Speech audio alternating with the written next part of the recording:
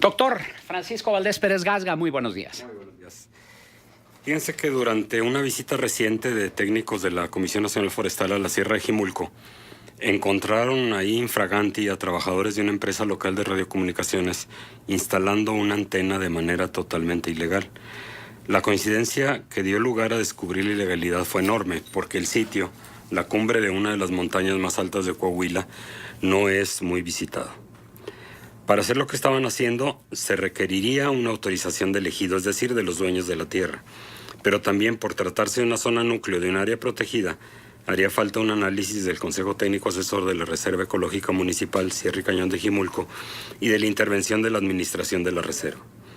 Por supuesto, no contaban con ninguno de estos requisitos. El acto era ilegal a todas luces.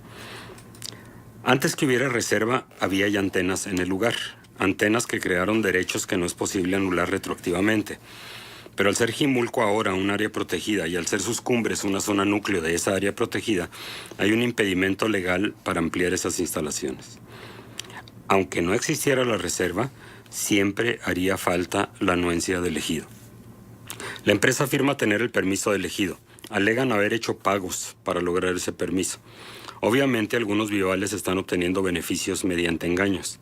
Las autoridades ejidales nunca han recibido un 5 y nunca han dado su anuencia. Y ya tomaron cartas en el asunto y están por hacer la denuncia correspondiente. La Fundación Jimulco los acompañará en este proceso. Hay indicios claros sobre la identidad de los responsables de haber hecho esta tranza, de hacerse pasar por autoridades ejidales cuando no lo eran. Una antena más pudiera no parecer mayor cosa. Sin embargo, una ilegalidad en una zona núcleo de un área protegida lo es y debe detenerse con toda la fuerza de la ley. De otra forma, abrimos la puerta para la erosión de un espacio privilegiado que debemos proteger todos los habitantes de esta comarca. En un concepto aparte quisiera mandar una gran felicitación, muy atrasada, a la Universidad Autónoma de Coahuila y a su rector, Salvador Hernández Vélez, por su defensa que están haciendo de una Cuatro Ciénegas agonizante. Una causa que debe ser de todo y de toda coahuilense bien nacida. Por lo pronto, la universidad ha iniciado esta campaña en un ejercicio congruente de responsabilidad social y de amor por nuestro Estado. Pues sí, y esta felicitación se ha hecho extensiva porque, bueno, que yo recuerde, ningún rector de la universidad con anterioridad había realizado alguna defensa sobre todo lo que está sucediendo en las lagunas de Cuatro Ciénegas y una defensa en la que incluso también están inmersos maestros y estudiantes para solicitar justicia para esa zona tan importante para el ecosistema.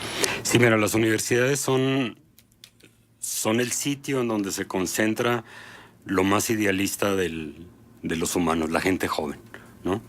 Entonces yo creo que resonó por esa razón, porque hay mucha gente joven que quisiera vivir en un mundo mejor.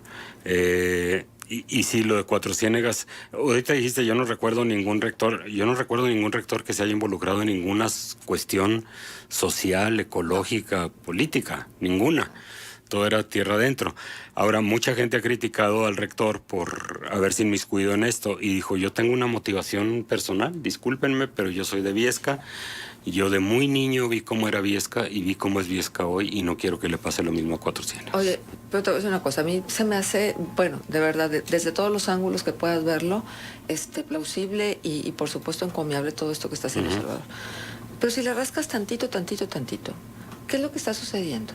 Que los gobiernos estatales, priistas, sí, son los que han permitido que esté pasando lo que esté pasando. Entonces, hay que romper con el sistema. Y desgraciadamente, el sistema de la universidad es un sistema priista. Sí, pero te voy a decir una cosa, hablando de los gobiernos estatales, si alguien le ha puesto interés a esto ha sido Glantina Canales, que es de un gobierno estatal y es priista. La cuestión del agua es una cuestión federal y no se nos debe olvidar que Felipe Calderón anunció un programa de 1,000 millones de pesos para rescatar Cuatro Ciénegas y eso se concretó en que hicieran un canal que le saca más agua a Cuatro Ciénegas. El rescate fue la agresión más grande que se ha hecho a Cuatro Ciénegas, ¿no? No, yo creo que eso no es justificación.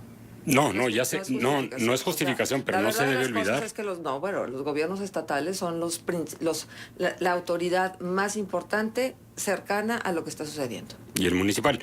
Pero el agua la maneja el federal. O sea, el agua es federal. ¿Y de quién es la relación, por supuesto?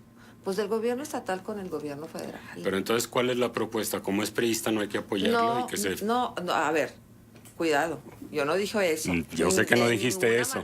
Yo no sé que yo no dijiste eso. Lo que digo es que hay que desligar el manejo de ciertos temas de los gobiernos exclusivamente. ¿Sí? El tema del agua no puede estar nada más en manos del gobierno. Claro que no, entonces, debe estar en manos de la sociedad. A eso voy. Exacto, no de acuerdo totalmente. De acuerdo, totalmente. Y conociendo a Salvador, y de verdad, el cariño que le tiene a Viesca, el cariño y además el enojo de lo que pasó con Viesca, pues evidentemente, digo, yo no estoy diciendo que por su origen priista tenga menos validez, que creo que por ahí se esbozó, entonces no es eso. Sí, a lo que tenemos que movernos es a un manejo del agua, como tú dices, en donde estemos involucrados todos. Exacto, no hay de otro. Por ejemplo, los consejos de cuenca ahorita en realidad no están funcionando. Se necesita una instancia nueva y una organización nueva. Alguien decía hace mucho, deberíamos desaparecer la Comisión Nacional del Agua. Eso lo que estés haciendo dejas de hacerlo para decir, ¿por qué? Pues sí, porque debe ser una sola entidad la que cuide los bosques y el agua, porque están íntimamente ligados. Pues hay que desaparecer la CONAFOR y hay que desaparecer la CONAGUA y hay que hacer un nuevo, con otro criterio, con un criterio más social en donde todos nos podamos involucrar en el manejo del agua. Porque resulta que cuando la sociedad se organiza, por ejemplo, con lo del programa Irritila, sí, pues resulta que ya no tienen fondos, que ya no tienen recursos. Entonces, pues ahí andan tratando de hacer lo que puedan hacer con las uñas. Sí, de una manera admirable, pero realmente con muy poca respuesta. Entonces, bueno, ya es momento de la sociedad civil. Y muy poca también respuesta de los mayores beneficiarios del agua, ¿no? En la cuenca del río Nazas y del río Gonaval. Pues sí. Pero volviendo al tema con el que iniciaste, Francisco, sí. A veces yo me pregunto, bueno, ¿de qué sirve que se le llame zona protegida si quienes son los responsables de protegerla no lo hacen?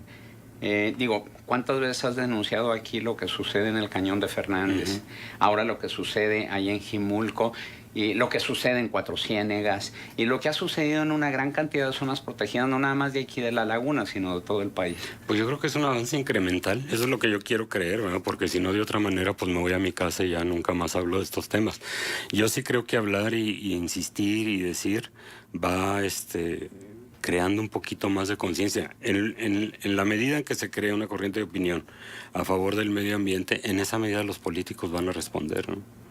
Entonces, mientras no haya esa presión, las autoridades van a seguir igual que hasta ahora. Claro, por eso estoy aquí en el micrófono, que me oiga más gente y que les caiga el 20 de que hay que hacer algo por Cuatro Ciénegas y por Jimulco y por el Cañón de Fernández. Pero fíjate, me acuerdo cómo a finales de los años, de los 80s, todo este movimiento que se realizó para impedir la instalación de la planta en Villa Juárez, ¿sí?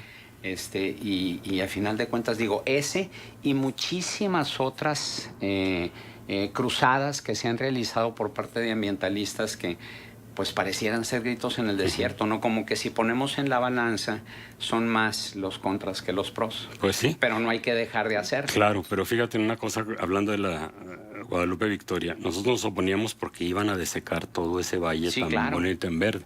Y ya está. Ahora ya todo el mundo se dio cuenta que está desecado, ¿no? Sí. Entonces, no es motivo de orgullo decir, yo se los dije. Pero sí, la gente que nos acusaba de ser unos exagerados, pues ya no puede usar ese argumento. Entonces avanza un poquito más tu posición, ¿no? Pienso yo. Claro. Bien, Francisco, pues muchas gracias. ¿Nos dejas un punto de contacto? Claro que sí. Mi Twitter, que es F. Valdés P. Gracias. 8:44.